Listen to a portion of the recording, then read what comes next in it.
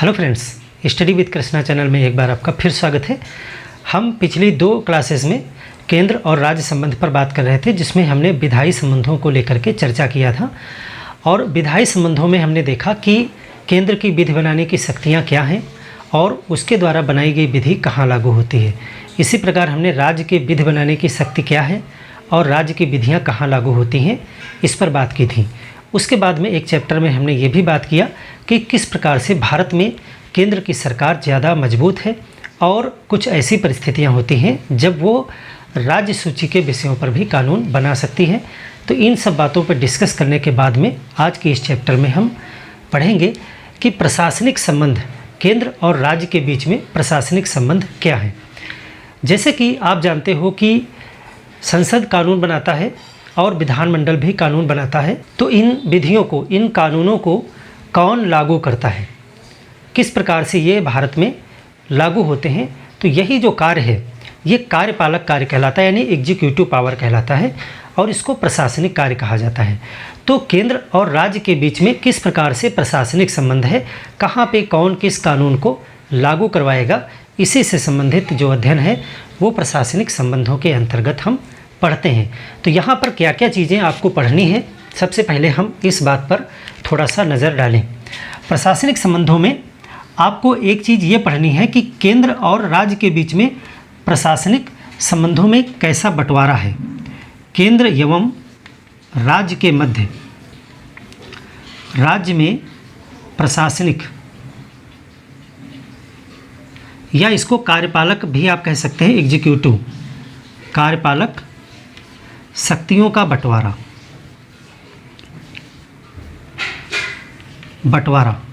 जिस प्रकार से आपने देखा था कि केंद्र और राज्य के बीच में विधि बनाने की शक्ति बांटी गई है, उसी प्रकार से प्रशासनिक शक्तियों का भी विभाजन किया गया है। तो उस चीज़ पे हम गौर करेंगे।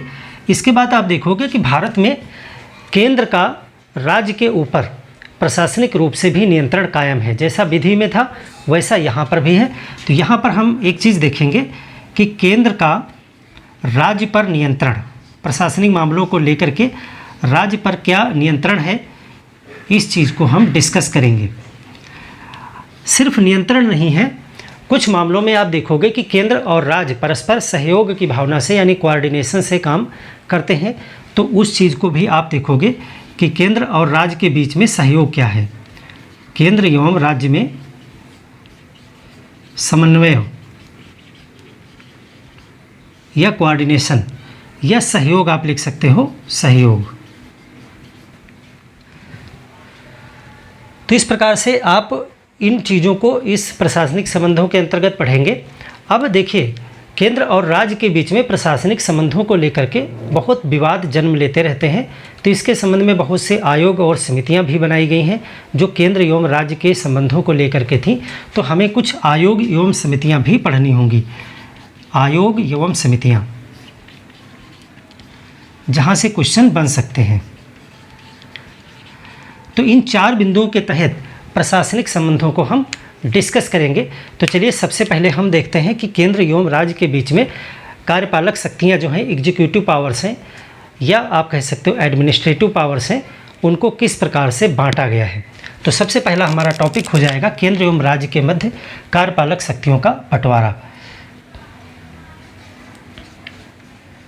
हेडिंग डालिए, केंद्र एवं राज्य के मध्य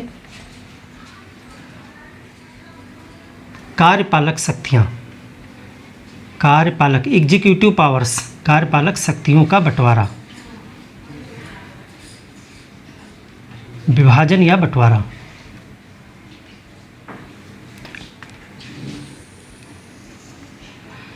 भारत में एक सिद्धांत काम करता है कि जो कार्यपालक शक्तियां हैं वो विधायी शक्तियों के अनुरूप चलती हैं। विधायी शक्तियों में आपने पढ़ा था कि 3 सूचियां बनाई गई हैं। भारत में 7वीं अनुसूची में शक्तियों का अलग अलग विभाजन किया गया है। उसमें 3 सूचियां हैं, संघ सूची, राज्य सूची और समवर्ती सूची। और आर्टिकल 246 कहता है कि संघ सूची पर जो है कानून बनाने का अधिकार संसद को होगा, राज्य सूची पर विधानमंडल को होगा और समवर्ती सूची पर दोनों कानून बना सकते हैं। तो ऐसा आप पिछले चैप्टर में पढ़ चुके हैं। यहाँ पर आप देखने वाले हैं कि जो कानून बन जाएगा, चाहे उसको संसद बना ले या विधानमंडल बनाए, उन कानून को कौन लागू करवाएगा, कहाँ लागू करवाएगा। तो यही चीज़ आपको पढ़नी है कि किस प्रकार से केंद्र एवं राज्य के मध्य कार्यपालक शक्तियों का विभाजन किया गया है। तो देखें कैसे विभाजन है। तो सबसे पहले हम देखें कि केंद्र की कार्यपालक शक्तियों का विस्तार कहाँ है, यानी केंद्र कानून कहाँ लागू करवा सकता है। तो इसके लिए केंद्र की आपको शक्तियाँ जाननी होंगी। केंद्र की कार्यपालक शक्तियाँ, कार्यपालक शक्तियों का विस्तार, शक्तियों का विस्तार। अब आपको पता है कि केंद्र किस सूची पे कानून बनाता है। केंद्र संघ सूची पर कानून बनाता है मुख्यतः। तो संघ सूची पर जितने भी विषय संघ सूची में दिए गए हैं, उन पर जो भी संसद कानून बनाएगी, उस कानून को लागू करने की जिम्मेदारी किसकी होनी चाहिए? आपको क्या लगता है? उस कानून को लागू करने की जिम्मेदारी संघ सरकार की ही बनती है। तो एग्जीक्यूटिव पावर्स किसकी होंगी? संघ सरकार की। और संघ के द्वारा बनाया गया जो कानून होता है वो पूरे देश में लागू होता है, इसीलिए इसकी प्रशासनिक शक्तियाँ या कार्यपालक शक्तियाँ भी पूरे देश में लागू होती हैं। तो केंद्र की कार्यपालक शक्तियों का विस्तार जो है वो पूरे भारत राज्य क्षेत्र में है, पूरे भारत राज्य क्षेत्र में, पूरे भारत राज्य क्षेत्र में है और संघ सूची के विषय पर है। जो भी कानून संघ सूची के विषय पर बनाए जाएंगे उस पर, संघ सूची के विषयों पर। तो ये दो बातें। इसके अतिरिक्त जो है, जो संधियां समझौते होते हैं, उसके तहत भी अगर कोई कार्य करना होता है तो वो भी जो है संघ सरकार को ही करना होता है। तो ये आपने केंद्र की कार्यपालक शक्तियों का विस्तार देखा, यानी केंद्र कहाँ पर अपना कार्य करेगा। अब राज्य का देखें। अगर राज्य की हम बात करें कि राज्य की कार्यपालक शक्तियों का विस्तार कहाँ होता है, कार्यपालक शक्तियों का विस्तार, इसमें आपको कुछ भी ज़्यादा अलग से नहीं पढ़ना है। जैसा कि हमने आपको पहले ही बताया कि भारत में एक सिद्धांत काम करता है कि कार्यपालक शक्तियाँ विधायी शक्तियों के अनुरूप ही चलती हैं, यानी जहाँ जहाँ पर जिसकी विधायी शक्तियाँ हैं वहाँ पर उसकी कार्यपालक शक्तियाँ भी काम करती हैं। लेकिन कुछ अपवाद हैं, कुछ चीज़ें हैं, उन चीज़ों को हम डिस्कस साथ में करेंगे। तो विभाजन में आपने ये देखा। दूसरा, राज्य की कार्यपालक शक्तियों का विस्तार कहाँ पर है, राज्य कहाँ पर कानून लागू करवाएगा। तो राज्य की सीमाओं के भीतर, राज्य की सीमाओं में, जहाँ तक राज्य की बाउंड्री है वहाँ तक राज्य की कार्यपालक शक्ति है, राज्य की सीमाओं में। और किस सूची पर? राज्य सूची के विषयों पर, राज्य सूची के विषयों पर, विषयों पर। देखिए, राज्य सूची के विषयों पर कानून बनाने का अधिकार भी राज्य के विधानमंडल को होता है और उस कानून को लागू करवाने का यानी कार्यपालक शक्ति भी राज्य की कार्यपालिका के पास में होती है। तो ये दोनों शक्तियों का बंटवारा आपने देख लिया। लेकिन अब यहाँ पे प्रश्न उठता है कि सूचियाँ तो 3 थीं। एक सूची थी समवर्ती सूची। समवर्ती सूची में विधि बनाने की शक्ति आपने देखा था केंद्र और राज्य दोनों ही सरकारों के पास में थी। तो उस कानून को कौन लागू करवाएगा? क्या केंद्र और राज्य मिल करके उस कानून को लागू करवाएंगे या फिर इनमें से कोई एक लागू करवाएगा? ये आपका एक इम्पॉर्टेंट प्रश्न बनता है। तो तीसरी चीज़ आप यहीं पे नोट करेंगे, समवर्ती सूची। समवर्ती सूची, क्योंकि यहाँ पर एक प्रश्न इस तरह से आ जाएगा जो आपको कंफ्यूज कर देगा। अगर प्रश्न आता है कि समवर्ती सूची के विषयों पर विधायी शक्तियों का विस्तार किसके पास में है, विधायी शक्तियों का विस्तार, यानी समवर्ती सूची के विषयों पर विधि बनाने की शक्ति किसके पास है, तो आप कौन सा उत्तर टिक करेंगे या क्या उत्तर देंगे? आपका उत्तर होगा कि समवर्ती सूची के विषय पर संघ सरकार और राज्य सरकार, या आप संस्थाओं का नाम दे सकते हैं, संसद और विधानमंडल, दोनों को ही विधि बनाने की शक्ति होती है। लेकिन अगर कहीं कथन और कारण में इस तरह से कुछ एक पॉइंट आ जाए कि समवर्ती सूची के विषयों पर कार्यपालक शक्ति विस्तार किसके पास में है या प्रशासनिक शक्ति विस्तार किसके पास में है, तो वहाँ पर आप कन्फ्यूजन में आ सकते हैं कि समवर्ती सूची की बात की जा रही है तो संघ और राज्य दोनों सरकारों के प्रशासनिक अधिकारी जो है उस पर कार्य करेंगे। लेकिन नहीं, यहाँ पर एक छोटी सी चीज़ आपको याद रखनी है कि समवर्ती सूची के विषयों पर हालांकि, पहले आप लिख लें, हालांकि केंद्र एवं राज्य दोनों विधि बनाते हैं। ये बात लिख लें ताकि आपको ये भी पता रहे कि केंद्र एवं राज्य दोनों विधि बनाते हैं, लेकिन, अब ये मेन बात है, लेकिन समवर्ती सूची पर कार्यपालक शक्ति का विस्तार राज्य का है। शक्ति का विस्तार राज्य का है। सरल शब्दों में अगर बात करें तो समवर्ती सूची के विषय पर जो विधि बनाई जाती है, जो भी कानून बनाया जाता है, उसको पालन करवाने का काम राज्य के कंधे पर होता है, राज्य करता है।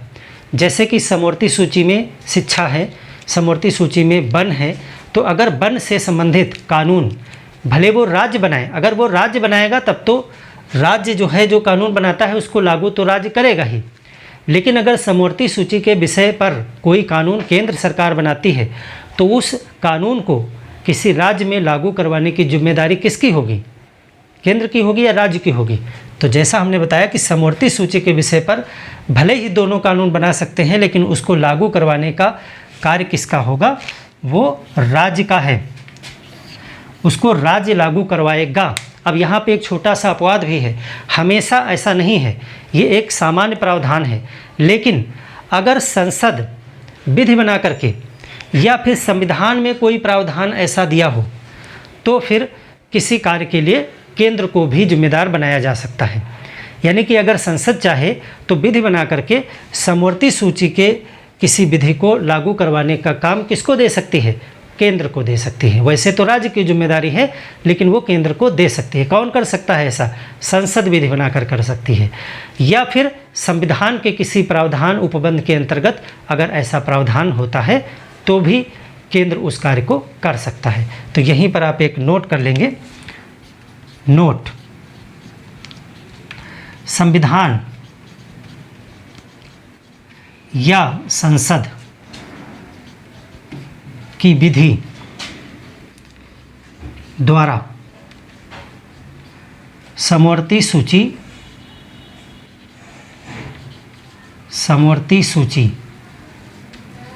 के किसी विषय पर, समवर्ती सूची के किसी कानून पर कार्यपालक शक्ति, देखो कार्यपालक शक्ति की मैं जब बात कर रहा हूं तो इसका मतलब है उस कानून को लागू करवाने की पावर। कार्यपालक शक्ति केंद्र को दी जा सकती है, केंद्र को दी जा सकती है, और जब तक उसको दी नहीं जाएगी स्पेशली बता करके, तब तक उसको लागू करवाने का काम तो राज्य का ही है। तो ये हमारा पहला पॉइंट बस इतना ही है, इजी है। केंद्र एवं राज्य के मध्य अगर शक्तियों के बंटवारे की बात करें तो सिंपल सा आप एक सबसे पहले सिद्धांत का नाम बताएंगे। वो क्या है कि भारत में एक सिद्धांत काम करता है कि जो जिस विषय पर कानून बनाएगा वही उस कानून को लागू कराएगा। यानी सीधी सी बात है, वही चीज़ आ गई कि केंद्र पूरे भारत में कानून को लागू करवाएगा, और केंद्र किस कानून को लागू करवाएगा? संघ सूची के विषय पर जो भी कानून वो बनाएगा। राज्य कहाँ पर कानून को लागू कराएगा या विधि को लागू कराएगा? वो राज्य की सीमाओं के भीतर करवाएगा और राज्य सूची के विषयों पर। अब यहाँ पर आप देखें कि समवर्ती सूची के विषयों पर दोनों कानून बना सकते हैं, लेकिन उसे लागू कराने का काम राज्य का है, जब तक कि संसद या संविधान वह कार्य केंद्र को ना दे, तब तक राज्य की जिम्मेदारी बनती है। तो तीनों सूचियों के कार्य कौन कैसे करवाएगा और कहाँ पर करवाएगा, यही है प्रशासनिक शक्तियों का विभाजन। लेकिन ऐसा नॉर्मल विभाजन है, लेकिन आप दूसरा पॉइंट यहाँ पर देखोगे कि केंद्र एवं राज्य के प्रशासनिक शक्तियों में केंद्र की शक्तियाँ बहुत ज़्यादा पावरफुल हैं और केंद्र राज्य पर बहुत नियंत्रण रखता है। तो उस नियंत्रण के विषय में पढ़ेंगे, जहाँ से बहुत प्रश्न आपके बनेंगे। तो चलिए हम देखते हैं नियंत्रण किस प्रकार से है। तो दूसरी हेडिंग आप डालिए, केंद्र का नियंत्रण। अब केंद्र का नियंत्रण जो है काफ़ी विस्तृत है, इसमें कई पॉइंट हैं। अगर आप इसे सहजता से समझेंगे, पुस्तकों से हो सकता है आपको जल्दी ये चीज़ें समझ में ना आए, लेकिन अगर आपने पूरा लेक्चर आपने देख लिया तो आशा है जब आप दोबारा इसे किसी पुस्तक में या किसी वीडियो में पढ़ेंगे तो मुझे ये ज़रूर उम्मीद है कि आपको चीज़ें कुछ सरल ज़रूर लगेंगी। मैं कोशिश करूँगा कि अधिकतम जानकारी आपको दे सकूँ। केंद्र का राज्य पर नियंत्रण, हेडिंग रहेगी हमारी केंद्र का राज्य पर नियंत्रण, राज्य पर नियंत्रण। अब देखिए ऊपर वाली हेडिंग पर ज़रूर आप ध्यान रखिएगा कि यहाँ पर हम प्रशासनिक संबंधों की बात कर रहे हैं, यहाँ पर हम विधायी नियंत्रण की बात नहीं कर रहे हैं। उसको हम पिछले चैप्टर में देख चुके हैं कि किस प्रकार से विधियाँ बनाने की शक्ति पर केंद्र का नियंत्रण होता है। यहाँ पर हम केवल प्रशासनिक शक्तियों की बात कर रहे हैं, कार्यपालक शक्तियों की बात कर रहे हैं। तो केंद्र का राज्य पर किस प्रकार से नियंत्रण है, तो इसमें कई पॉइंट हैं। सबसे पहला जो एक पॉइंट है उसको देखें, 2 आर्टिकल हैं, आर्टिकल 256 और 257। जैसा कि आप प्रशासनिक संबंध आप जानते हैं, पहले ही लेक्चर में आपको हमने बताया था कि प्रशासनिक संबंध कहाँ पर दिए गए हैं। प्रशासनिक संबंध जो है ये भाग 11 में दिए गए हैं, और इसके लिए अगर आर्टिकल की बात करें तो आर्टिकल 256 से लेकर के 263 के मध्य जो है ये प्रशासनिक शक्तियों की बात की गई है। तो आर्टिकल 256 और 257 में 2 प्रावधान हैं जिससे स्पष्ट हो जाता है कि केंद्र का एक नियंत्रण है राज्यों के ऊपर। तो वो नियंत्रण क्या है, तो उसके लिए सबसे पहले आप 2 आर्टिकल देख लें, फिर हम और इसको डिस्कस करें डीप में। आर्टिकल रटने की ज़रूरत नहीं है, आर्टिकल मैं यहाँ पर इसलिए बता देता हूँ रेफरेंस के लिए कि आपको पता रहे कि हाँ ये चीज़ संविधान में लिखी गई है कहीं पर। बाकी आपको कॉन्सेप्ट क्लियर रहना चाहिए कि ऐसा होता है। उस चीज़ को अपनी सरल भाषा में दिमाग में बिठा के रखिए बस। क्वेश्चन किसी भी भाषा में आए, कितनी भी जटिल भाषा में आए, अगर आपको सार तत्व पता होगा तो आप उसे निश्चित ही हैंडल, आपको सही आंसर दिखने लगेगा। आर्टिकल 256 कहता है, देखिए वैसे तो देखिए जब केंद्र का सरकार कोई कानून बनाएगी तो वो कानून तो सभी राज्यों में यानी पूरे देश में लागू होगा। तो अगर राज्य की सरकारें उसमें अड़चन डालें, राज्य की सरकारें अगर किसी दूसरे पार्टी की हैं या अन्य कोई कारण हो सकता है जिसकी वजह से राज्य की सरकार चाहे कि हम संसद का कानून अपने प्रदेश में नहीं लागू करवाएंगे या संशोधन रखेंगे, ऐसा कुछ नहीं कर सकते। वो राज्य को ये दायित्व है कि वो संसद के कानून को अपने प्रदेश में लागू करवाए। यही आर्टिकल जो है 256 बताता है। ये कहता है कि राज्य को ऐसा निर्देश केंद्र देता है या आज संविधान के अनुसार उसको निर्देशित किया गया है कि संसद का कोई भी कानून या राज्य में उपस्थित कोई भी विधि, पहले से उपस्थित विधि, उसको लागू करवाने की जिम्मेदारी किसकी होगी, राज्य की होगी। तो ये आर्टिकल 256 में कहता है कि संसद की विधि, देखो कानून और विधि दोनों शब्द एक दूसरे के लिए मैं प्रयोग कर रहा हूँ, कोई कन्फ्यूजन न रखिएगा कि कभी मैं कानून कह रहा हूँ कभी मैं विधि कह रहा हूँ, एक ही बात है वो। तो संसद की विधि या राज्य में उपस्थित कोई विधि को लागू कराना राज्य का कार्य है, राज्य का ये दायित्व है। यानी कि संसद ने अगर कोई कानून बनाया है तो राज्य इनकार नहीं कर सकता है कि मेरे राज्य में ये कानून लागू नहीं होगा। आप राजनीतिक बयानबाजी सुनते होंगे कभी कभी राजनीतिक मंचों से कि कोई प्रदेश का कोई मुख्यमंत्री या राजनेता कह देता है कि मैं संसद के इस कानून को अपने राज्य में लागू नहीं होने दूंगा। ये सिर्फ राजनीतिक बयानबाजियाँ होती हैं, संविधान ऐसा अलाउ नहीं करता है। संविधान कहता है कि संसद की विधि हर राज्य में लागू होगी और उसे लागू कराने का दायित्व होगा राज्य का, उसमें व्यवधान वो नहीं डाल सकते हैं। दूसरी चीज़, आर्टिकल यहीं पर 257 भी है, 257, आर्टिकल 257 स्पष्ट कहता है कि राज्य अपनी कार्यपालक शक्तियों का प्रयोग करे, इसमें कोई आपत्ति नहीं है। अपनी कार्यपालक शक्तियों का प्रयोग राज्य खूब करे अपने राज्य की सीमाओं में, लेकिन वो अपनी शक्तियों का इस प्रकार से प्रयोग ना करे कि केंद्र के कार्य में बाधा पहुँचे। जैसे केंद्र सरकार ने कोई विधि बनाई और केंद्र सरकार का कोई कार्य, कोई योजना चल रही है आपके राज्य में, तो आप ऐसा कोई भी कार्य नहीं करेंगे जिससे केंद्र के कार्य में व्यवधान पड़े, रुकावट पैदा हो। और ये संविधान में निर्देशित किया गया है आर्टिकल 257 में।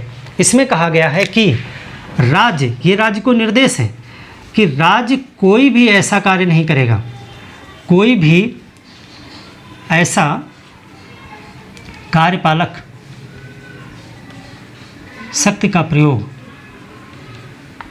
कोई भी ऐसी कार्यपालक शक्ति का प्रयोग नहीं करेगा जिससे केंद्र का कार्य प्रभावित हो।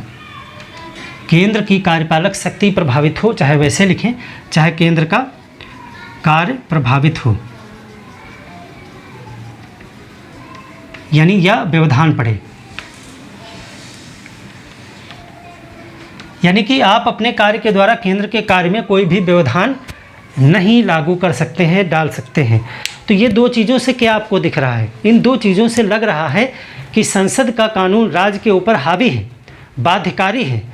संसद का कानून राज्य में लागू ही लागू होगा और संसद के कानून में व्यवधान भी आप नहीं डाल सकते हैं। चलो मान लिया आपने कहा ठीक है, संविधान कहता है कि लागू होगा, लागू करवाने लगे, लेकिन आपने साथ में अपनी कोई विधि, अपना कोई कार्य ऐसा शुरू कर दिया जिससे संसद के कार्रवाई में बाधा पड़ने लगी, तो व्यवधान भी नहीं डाल सकते हैं और लागू करने से मना भी नहीं कर सकते हैं। अब एक चीज़ ये कही जाती है कि राज्य को संघ के निर्देशों का पालन करना होगा और ये बाध्यकारी है। ऐसा नहीं कि पालन करना होगा सिर्फ हवा में कह दिया, संविधान में वर्णित है और इसके लिए प्रावधान भी है, बहुत कठोर प्रावधान है। राष्ट्रपति शासन इसी के उल्लंघन पे भी लगाया जा सकता है। तो एक बड़ी बात है कि राज्य को संघ या केंद्र के निर्देशों का पालन करना होगा, निर्देशों का पालन करना होगा। अब देखिए, ये एक बड़ी बात है कि केंद्र के निर्देश का पालन राज्य को करना ही होगा, ये बाध्यकारी है। इनकार नहीं कर सकता है राज्य केंद्र के निर्देशों को मानने से। कैसे पता चलता है कि इनकार नहीं कर सकता है? क्या इसके लिए प्रावधान है? आपको 2-3 चीज़ें पिछले हमने एक आपातकाल वाले चैप्टर में पढ़ाई थी, उसको रिवाइज करिएगा। सब कुछ आपस में जुड़ा हुआ है, बार बार चीज़ें आती हैं वहीं घूम घूम करके।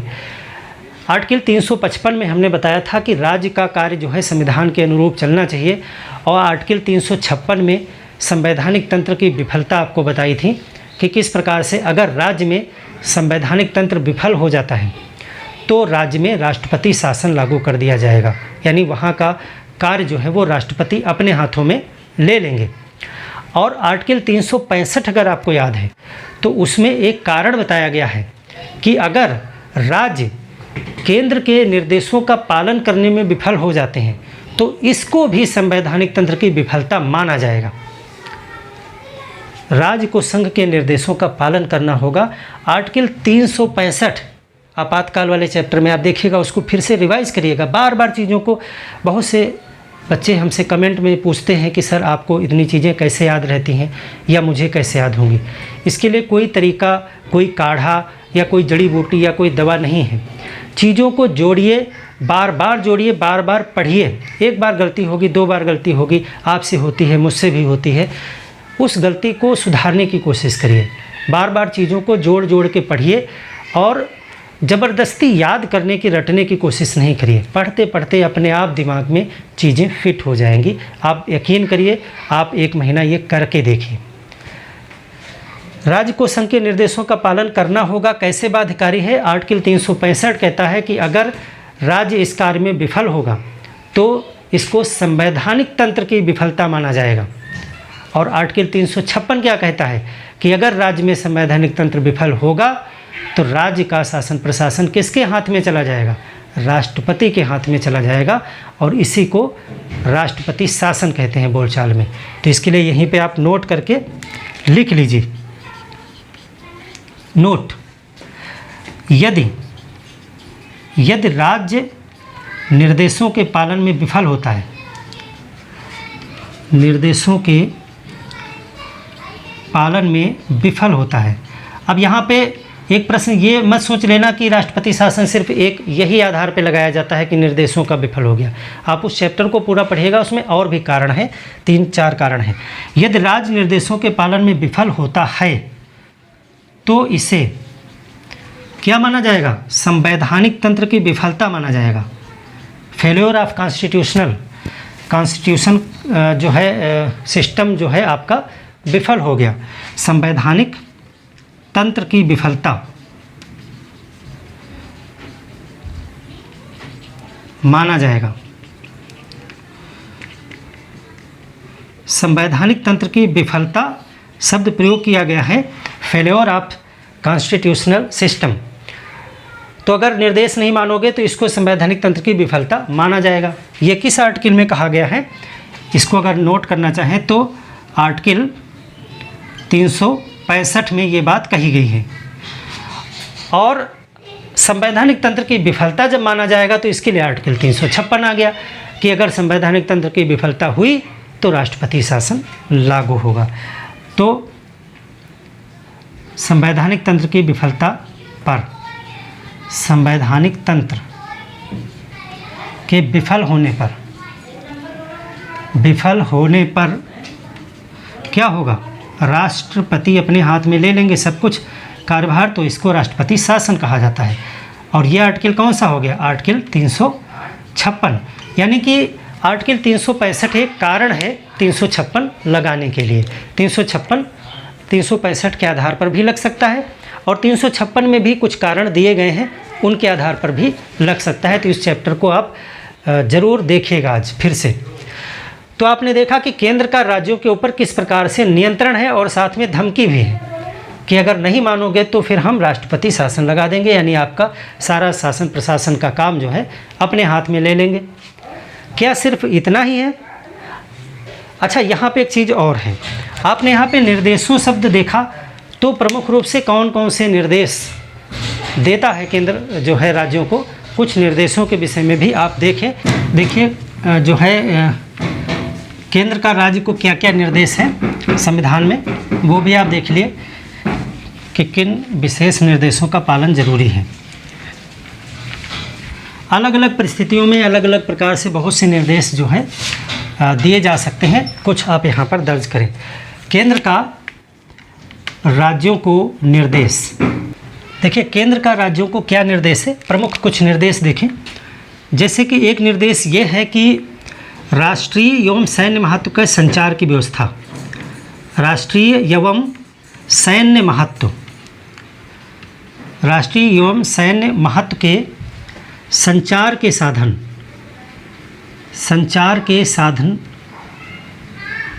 साधनों की व्यवस्था, रखरखाव आदि। यानी कि देखिए संचार के साधन जो हैं वो राष्ट्रीय महत्व के हैं, सैन्य महत्व के भी हैं। तो पूरे देश में ये साधन फैले हुए हैं। हर एक राज्य का ये दायित्व है, ऐसा निर्देश उसको है कि वो संचार के साधनों का अपने प्रदेश में व्यवस्था करे, रखरखाव करे, ये निर्देश है। दूसरा देखिए रेलवे का नेटवर्क पूरे देश में फैला हुआ है, हर प्रदेश में। भले ही रेलवे संघ सूची का विषय है, रेलवे पर कानून संघ सरकार बनाती है, लेकिन हर एक राज्य को निर्देशित किया गया है कि रेलवे की संपत्ति की सुरक्षा करें। तो अगला निर्देश क्या है? रेलवे की संपत्ति की सुरक्षा, ये राज्य का दायित्व होगा। और देखिए एसटीज यानी जनजातियों के लिए कल्याणकारी योजनाएं राज्य बनाए, उनको क्रियान्वित करे, ऐसा केंद्र जो है राज्यों को निर्देशित करता है। यानी एसटीज के लिए, शेड्यूल्ड ट्राइब्स, अनुसूचित जनजातियों के लिए राज्य क्या करे? कल्याणकारी योजनाएं बनाए, कल्याणकारी योजनाएं बनाए एवं लागू करे, सिर्फ बनाए नहीं। तो ऐसा निर्देश जो है वो केंद्र राज्यों को देता है। आपको पता है कि भाषाई अल्पसंख्यक अगर कोई राज्य में है तो केंद्र राज्य को निर्देशित करता है कि अगर आपके राज्य में कोई भाषाई अल्पसंख्यक है, यानी कम लोग हैं जो एक स्पेशल किसी स्क्रिप्ट को, भाषा को जानते हैं, तो आप उन्हें प्राथमिक शिक्षा में मातृभाषा में पढ़ने की सुविधा उपलब्ध कराएं ताकि वो अपनी भाषा को जीवित रख सकें। तो एक ये निर्देश है कि भाषाई अल्पसंख्यकों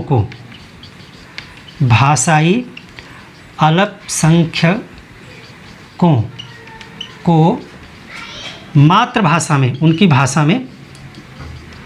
भाषा में प्राथमिक शिक्षा, प्राइमरी जो प्रारंभिक शिक्षा होती है वो दी जाए, शिक्षा दें।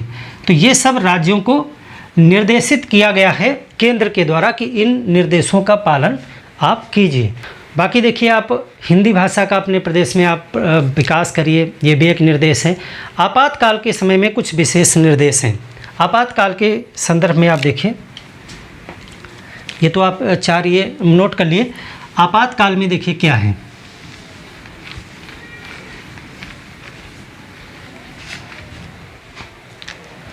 आपातकाल में संघ का नियंत्रण।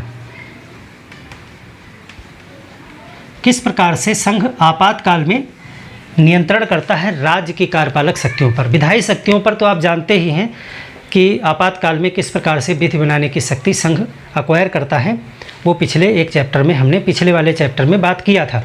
यहाँ पे हम प्रशासनिक शक्तियों की बात कर रहे हैं कि आपातकाल में संघ किस प्रकार से राज्यों पर नियंत्रण करता है। तो देखिए वो क्या है। आपातकाल के समय में अगर राष्ट्रीय आपातकाल है तो देखिए राष्ट्रीय आपातकाल में क्या होता है। राष्ट्रीय आपातकाल, और एक आपको पता है कि राष्ट्रपति शासन होता है, राष्ट्रपति शासन होता है, और एक आपको पता है कि वित्तीय आपातकाल होता है। तीनों के आर्टिकल जो है आप बताइए कमेंट करके कि किस आर्टिकल के तहत कौन सा लागू किया जाता है। तो राष्ट्रीय आपातकाल में क्या होता है। राष्ट्रीय आपातकाल में जो प्रशासनिक शक्तियां हैं या कार्यपालक शक्तियां हैं राज्य की, उस पर किसका नियंत्रण हो जाता है। उस पर केंद्र का नियंत्रण हो जाता है। यानी केंद्र राज्य को निर्देशित करता है कि वो अपनी कार्यपालक शक्तियों का प्रयोग किस प्रकार से करे, यानी कैसे काम करे। तो राष्ट्रीय आपातकाल के समय में आर्टिकल आपको बताना है। राष्ट्रीय आपातकाल के समय क्या होता है। केंद्र राज्य को निर्देशित कर सकता है, केंद्र राज्य को निर्देशित करता है, निर्देशित करता है। क्या निर्देशित करता है कि राज्य अपनी कार्यपालक शक्तियों का प्रयोग कैसे करे, कार्यपालक शक्तियों का प्रयोग कैसे करे, शक्तियों का प्रयोग कैसे करे। बाकी विधि बनाने के संदर्भ में आपको हमने विधायी संबंध में पढ़ाया ही था। राष्ट्रपति शासन में क्या होता है। राष्ट्रपति शासन में राज्य पर राष्ट्रपति का नियंत्रण हो जाता है। इसमें क्या हो जाता है, इसमें राष्ट्रपति का नियंत्रण हो जाता है। राष्ट्रपति के हाथ में चली जाती हैं सभी कार्यपालक शक्तियाँ, कार्यपालक शक्तियाँ। राज्य की जितनी भी एग्जीक्यूटिव पावर्स हैं उस पर किसका नियंत्रण हो जाता है, राष्ट्रपति का नियंत्रण हो जाता है। इसीलिए इसको राष्ट्रपति शासन कहा जाता है। वित्तीय आपातकाल में क्या होता है। वित्तीय आपातकाल में 2 बातें की जाती हैं। संघ जो है वो राज्य को निर्देशित करता है कि वो अपने कर्मचारियों के वेतन एवं भत्ते में कटौती करे, और इसमें हाई कोर्ट के न्यायाधीश भी शामिल हैं। ऐसा नहीं कि उनका नहीं काटा जाएगा वेतन, तो राज्यों को निर्देशित कर सकता है कि वो वेतन में कटौती करें। 2 बातें इसमें आप नोट कर लीजिए जो इम्पोर्टेंट हैं कि केंद्र राज्य को निर्देशित करता है, राज्य को निर्देशित कर सकता है कि वह अपने कर्मचारियों और इसमें लिखे हाई कोर्ट के जज भी शामिल, कि वह अपने कर्मचारियों के वेतन एवं भत्ते में कटौती करे। ऐसा निर्देश जो है वो केंद्र सरकार दे सकती है, क्योंकि ये वित्तीय आपातकाल है, पैसे की कमी हो गई है, पैसे की ज़रूरत है। तो केंद्र सरकार राज्यों को निर्देशित कर सकती है कि वो अपने कर्मचारियों के वेतन में, जिसमें हाई कोर्ट के जज भी शामिल होंगे, उनके वेतन में और भत्ते में कटौती करे ताकि पैसा बच सके। और क्या निर्देश दे सकती है वित्तीय आपातकाल के समय में? वित्तीय आपातकाल के समय में एक निर्देश दिया जाता है या दिया जा सकता है कि राज्य विधानमंडल जो भी धन विधेयक या वित्त विधेयक जो है रखेंगे, उसको राष्ट्रपति की अनुमति के लिए भेजा जाए, यानी राष्ट्रपति के लिए आरक्षित किया जाए। देखिए, वैसे तो धन विधेयक राज्यपाल हस्ताक्षर करेगा, पारित हो जाएगा, लेकिन पैसे कम हैं, पैसा बहुत समझबूझ के खर्च किया जाए। इसीलिए केंद्र कहता है कि राज्य जब पैसा खर्च करने के लिए धन विधेयक या वित्त विधेयक लेके आए तो उसको राष्ट्रपति के पास पहले भेजें, और राष्ट्रपति जब उसको यस करेंगे जितना, तभी उतना आप खर्च कर सकते हैं। तो ये वित्तीय आपातकाल के समय में किया जा सकता है। तो वित्तीय आपातकाल के समय में क्या होता है? राज्यों के धन विधेयक, धन एवं वित्त विधेयक, ये सब हम आपको पढ़ाएंगे कि धन एवं वित्त विधेयक क्या होते हैं, क्या अंतर होता है, किसको धन विधेयक कहते हैं, किसको वित्त विधेयक कहते हैं। तो राज्यों के धन एवं वित्त विधेयक राष्ट्रपति के लिए आरक्षित किए जाएं, यानी राष्ट्रपति की परमिशन ली जाए उसको स्वीकृत करने से पहले, राष्ट्रपति के लिए आरक्षित किए जाएं, ऐसा निर्देश जो है दिया जा सकता है। तो ये भी आप देख रहे हो कि किस प्रकार से केंद्र राज्यों के ऊपर आपातकाल के समय में भी कार्यपालक शक्तियों पर नियंत्रण रखता है।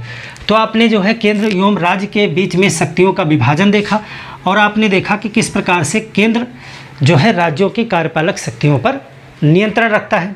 अब नियंत्रण रखने का एक और तरीका है, वो देखिए क्या है। देखिए, संघ शक्तिशाली है, अभी इसको कई जगह प्रूफ करना है, आपको हर एक जगह दिखाई पड़ेगा कि किस प्रकार से संघ की पावर्स ज़्यादा हैं। हम इसी पॉइंट पे भी बात कर रहे हैं, केंद्र का राज्य के ऊपर नियंत्रण।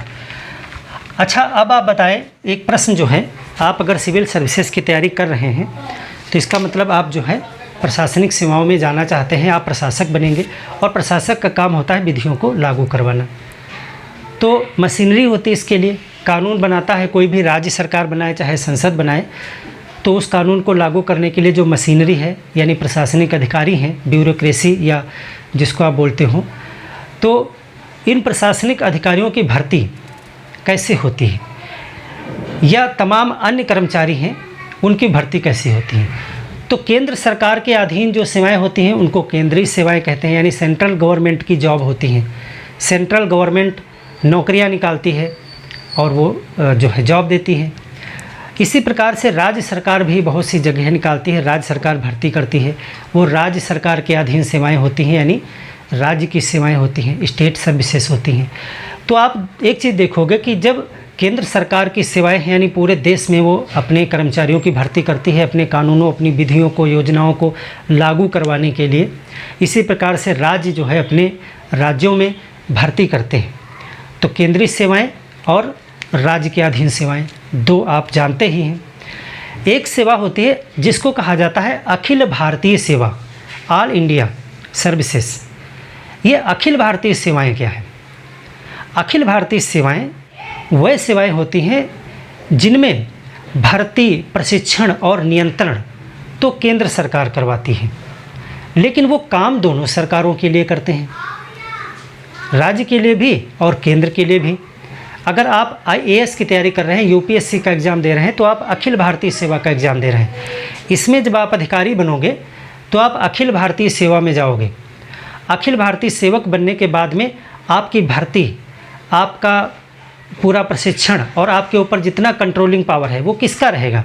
वो संघ सरकार का रहेगा। यानी एक प्रकार से आप कह लीजिए कि आप संघ सरकार के मुलाजिम होंगे विशेष करके, लेकिन आपको काम दो सरकार के करने पड़ेंगे।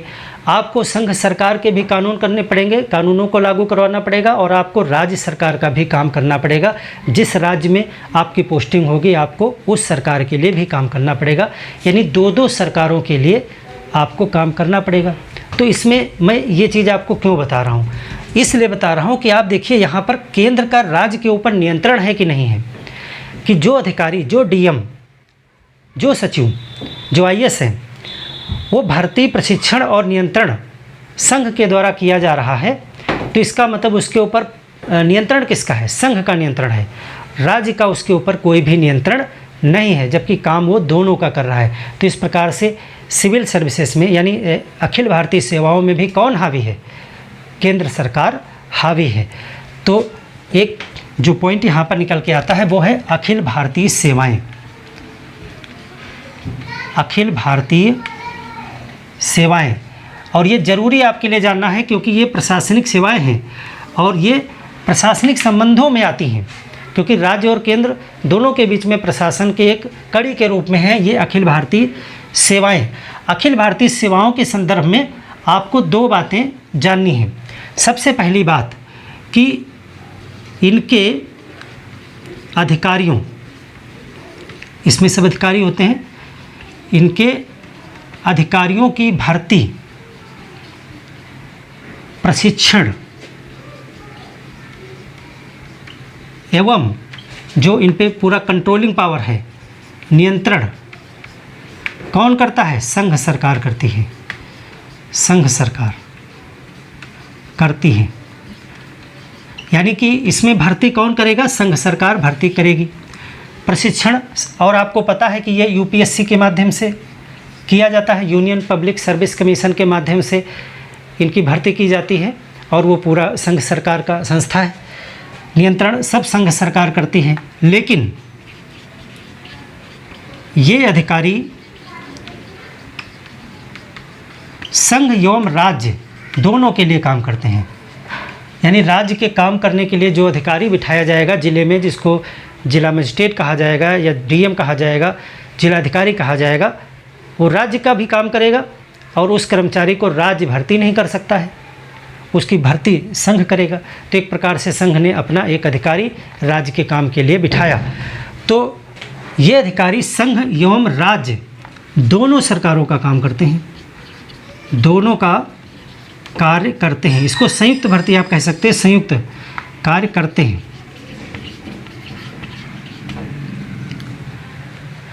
यानी उत्तर प्रदेश के जिले का अधिकारी जो है, जिला अधिकारी, उसकी भर्ती केंद्र सरकार करती है। तो आप देख रहे हो कि यहाँ पर नियंत्रण किसका होगा? केंद्र सरकार का नियंत्रण होगा, क्योंकि उसी के अंडर में कर्मचारी है, वो काम वो दोनों का कर रहा है। अगर ऐसा न होता तो राज्य अपने लिए अपना कर्मचारी भर लेता अलग से, जैसे कि तमाम मामलों में होता है राज्य के अधीन सेवा, तो उस पर राज्य का नियंत्रण तो कम से कम रहता। तो इस चीज़ को आपने देखा। अच्छा, इसमें कौन कौन सी नौकरियां आती हैं अखिल भारतीय सेवाओं को, और डिटेल में चैप्टर हम बाद में पढ़ेंगे, लेकिन यहाँ पे संक्षिप्त रूप में आप देखें कि अखिल भारतीय सेवाओं में 3 सेवाएं आती हैं। एक को कहा जाता है IAS, इसमें 3 सेवाएं हैं, सेवाएं शामिल हैं, 3 ही हैं अखिल भारतीय सेवाएं, 3 सेवाएं हैं केवल। एक है IAS, एक है IPS और एक है IFS। तीनों के फुल फॉर्म क्या हैं? Indian administrative services, Indian police services, Indian forest services. देखो, IAS हिंदी में इसे कहते हैं भारतीय प्रशासनिक सेवाएं, इंडियन एडमिनिस्ट्रेटिव सर्विसेज प्रशासनिक सेवाएं। दूसरा होता है IPS यानी भारतीय पुलिस सेवा, भारतीय पुलिस सेवा, इंडियन पुलिस सर्विसेज। और तीसरा होता है इंडियन फॉरेस्ट सर्विसेज, भारतीय वन सेवा, भारतीय वन सेवा, इंडियन फॉरेस्ट सर्विसेज। कुछ लोग IFS को गलती से इंडियन फॉरेन सर्विसेज समझ लेते हैं, यानी भारतीय विदेश सेवा। भारतीय विदेश सेवा भी अखिल भारतीय सेवा है। देखिए, ये 3 कैटेगरी हैं।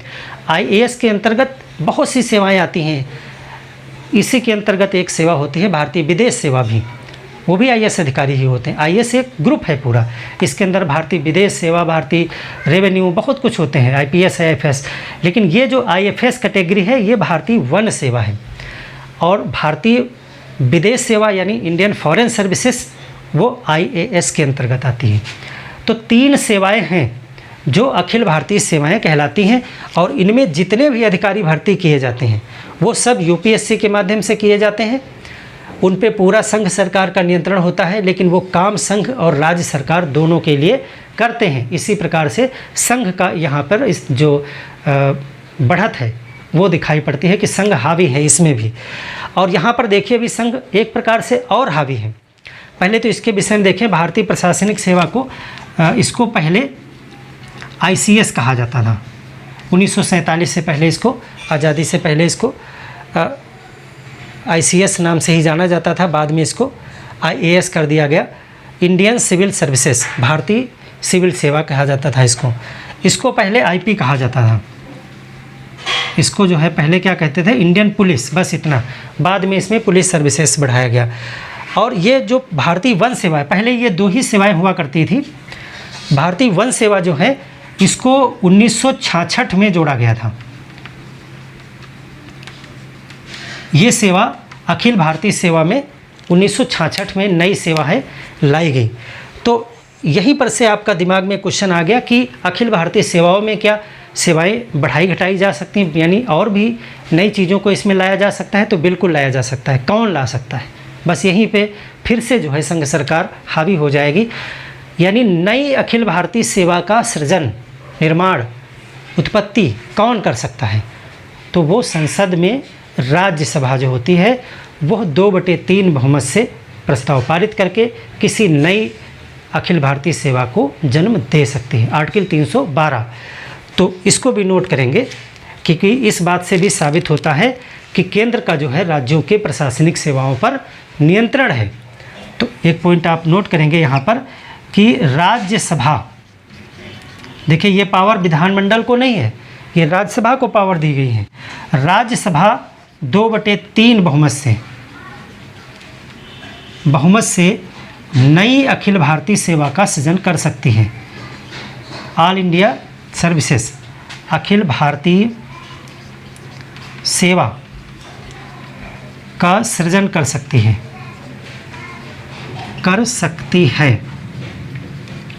कौन सा आर्टिकल है? आर्टिकल 312।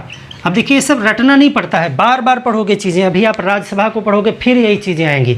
राज्यसभा की शक्तियाँ पढ़ोगे, संघात्मक संविधान में जो है एकात्मक लक्षण पढ़ोगे तब भी यही चीज़ें आएंगी। अखिल भारतीय सेवाएं जो हैं वो एकात्मक लक्षण भी दिखाती हैं। कभी आपसे कहा जाए कि किस प्रकार से संघात्मक जो भारत का संविधान है वो एकात्मक है, तो उसमें आप एक उदाहरण ये भी दे सकते हो कि किस प्रकार से ये राज्य और केंद्र के बीच में एक प्रकार का भेदभाव है कि राज्य की शक्तियाँ कम हैं, केंद्र की शक्तियाँ बहुत ज़्यादा हैं। प्रशासनिक सेवाओं में भी आपको दिखाई पड़ता है। तो बार बार इन चीज़ों को पढ़ोगे आपको याद हो जाएगा। तो आपने अखिल भारतीय सेवाएं यहाँ पर समझी, ये केंद्र का राज्य के ऊपर एक नियंत्रण है। अब एक और नियंत्रण देखिए, वो क्या है?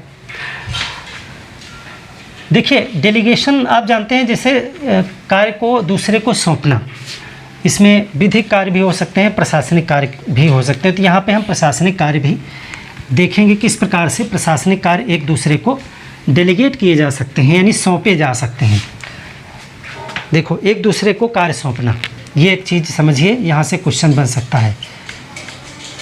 एक दूसरे को कार्य सौंपना, देखो कार्यपालक शक्ति है आपकी, तो आपकी जिम्मेदारी है कार्य करना। संघ सरकार का कोई काम हो सकता है, राज्य सरकार का भी कोई कार्य हो सकता है, तो अपना अपना काम आपको करना चाहिए। लेकिन हेडिंग हमने क्या डाली? एक दूसरे को कार्य सौंपना, यानी कि संघ सरकार अपना कोई कार्य, अपनी कोई जिम्मेदारी राज्य सरकार को दे दे कि भाई ये योजना हमारी है, ये हमारा कानून, जिम्मेदारी तो हमारी है लागू करवाना, लेकिन इसको अपने राज्य में तुम लागू कराओगे। तो ऐसा कैसे हो सकता है? किसको पावर है, किस आर्टिकल के तहत पावर है? और क्या राज्य भी उल्टा कर सकता है, यानी राज्य का कोई दायित्व हो, राज्य का कोई कार्य हो और वो संघ सरकार को सौंप दे कि आप मेरा ये कार्य मेरे राज्य में करवा दीजिए? क्या ऐसा हो सकता है? तो बिल्कुल हो सकता है। संविधान का आर्टिकल 258 और 258A जो बाद में जोड़ा गया, ये इस चीज़ की व्यवस्था करता है कि कार्य जो है राज्य और संघ एक दूसरे को सौंप सकते हैं। लेकिन यहाँ पर जो विशेष बात है वो है सहमति से, सहमति आवश्यक है। देखिए पहला, देखिए आर्टिकल हमने बताया रटने की ज़रूरत नहीं है, लेकिन लिखना ज़रूरी है नोट्स में। जब बार बार आप लिखा रहेगा तो वो याद हो जाएगा, और कभी मैचिंग में या आंसर में अगर आपने आर्टिकल डाल दिया तो उससे आपकी बात ज़्यादा मजबूत हो जाएगी। आर्टिकल 258 किसको पावर देता है? देखिए, सबसे चीज़ ज़रूरी है वो राष्ट्रपति को पावर है। राष्ट्रपति राज्य की सहमति से अंडरलाइन करिएगा, सहमति शब्द जरूरी है। राष्ट्रपति राज्य की सहमति से, यानी राज्य पहले बातचीत होगी, सहमति हो जाएगी, कुछ शर्तें हो सकती हैं, बिना शर्त भी हो सकता है। राज्य की सहमति से संघ का कार्य राज्य को सौंप सकता है, राज्य को सौंप सकते हैं।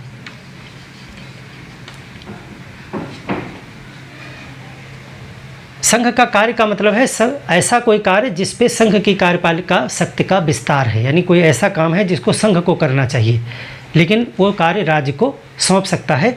ये सहमति से होगा। राज्य खर्चा भी मिलेगा राज्य को, उसका संघ सरकार उसका पूरा खर्चा देगी कि कार्य करवाने में जो पैसा लगेगा वो सब संघ सरकार देगी, ऐसा नहीं है।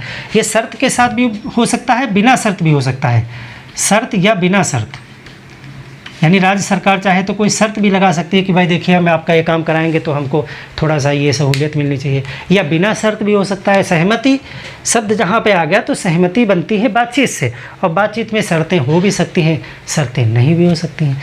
तो राष्ट्रपति ऐसा कर सकता है। क्या राज्यपाल उल्टा कर सकता है ऐसा? तो बिल्कुल पहले ऐसा नहीं कर सकता था, लेकिन बाद में इसी आर्टिकल में संशोधन करके 258 का जोड़ा गया, यानी कि बाद में जोड़ा गया है। तो इसमें राज्यपाल को ऐसी ही पावर है। राज्यपाल संघ की सहमति से, यानी यहाँ भी सहमति जरूरी है, बिना सहमति आप नहीं कर सकते हैं। संघ की सहमति से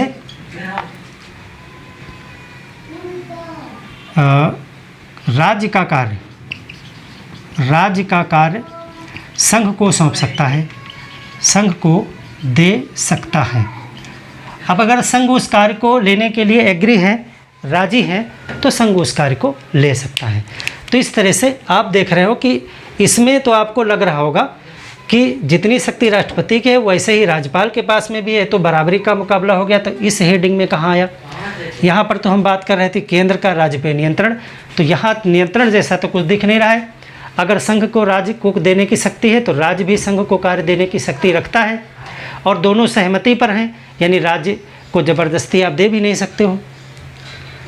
अब यहीं पे ज़बरदस्ती वाली जो बात है, यहीं पे एक अपवाद आ जाता है, और वो पावर संसद के पास में है। यही क्वेश्चन बनेगा। यहाँ पे पावर राष्ट्रपति और राज्यपाल के पास में है और सहमति से है। इन्हीं बिंदुओं पे गौर करिएगा, बिना सहमति के नहीं है। लेकिन नोट करके आप लिखें, नोट संसद। अब देखिए यहाँ पे संसद शब्द पे गौर करिएगा। संसद विधि बनाकर, संसद जो भी काम करेगी वो विधि बनाकर ही करेगी। संसद विधि बनाकर राज्य की बिना सहमति, राज्य की बिना सहमति राज्य को संघ का कार्य सौंप सकती है, संघ का कार्य सौंप सकती है। अब ये बात कहाँ से आ गई? यहीं पे सिद्ध हो गया कि जो केंद्र सरकार है उसका राज्य के ऊपर नियंत्रण है। यहाँ सहमत वाली बात थी, यहाँ बिना सहमत वाली है।